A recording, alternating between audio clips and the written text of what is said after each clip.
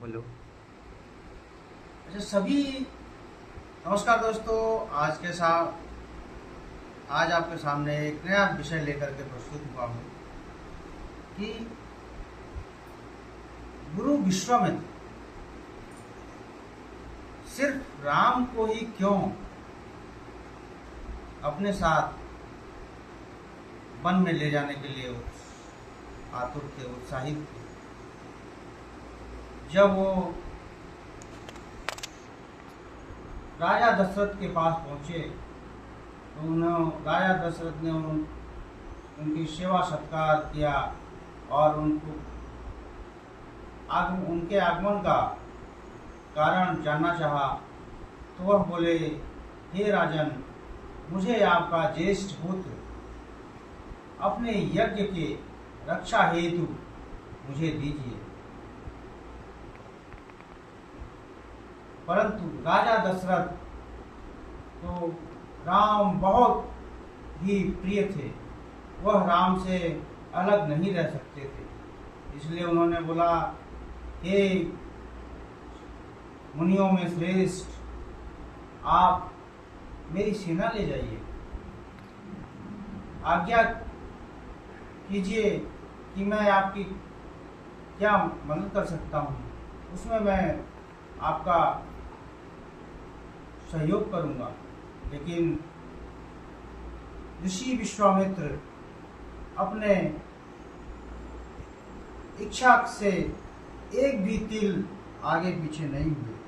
उन्होंने कहा, हे राजन, मुझे आपका ज्येष्ठ पुत्र ही अपने साथ ले जाने के लिए मेरी इच्छा है और उससे मैं विचलित नहीं होने वाला। तो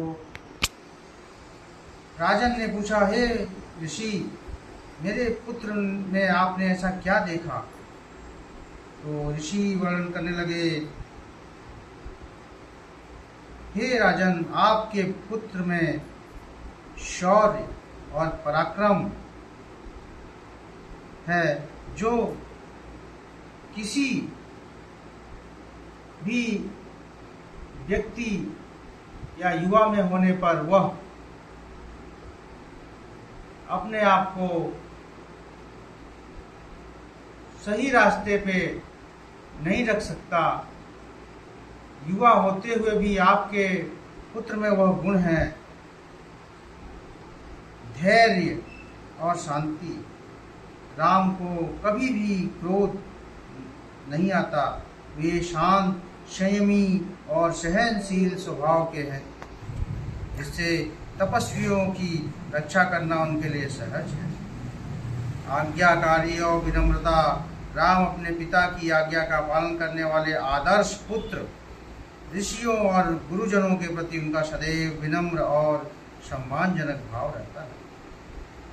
धर्म पालन और सत्य निष्ठा। हे राजन, राम धर्म के मार्ग पर चलने वाले सत्यनिष्ठ हैं।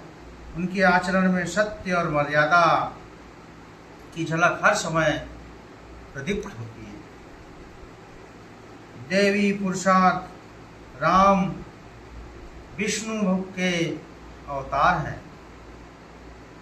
विश्वामित्र को ये भली भांति पता था कि श्री राम विष्णु के अवतार हैं, जो पृथ्वी पर राक्षसों का संहार करने के लिए जन्म लिए। इसलिए राक्षसों जैसे ताड़का और मारीच का संहार केवल वही कर सकते हैं।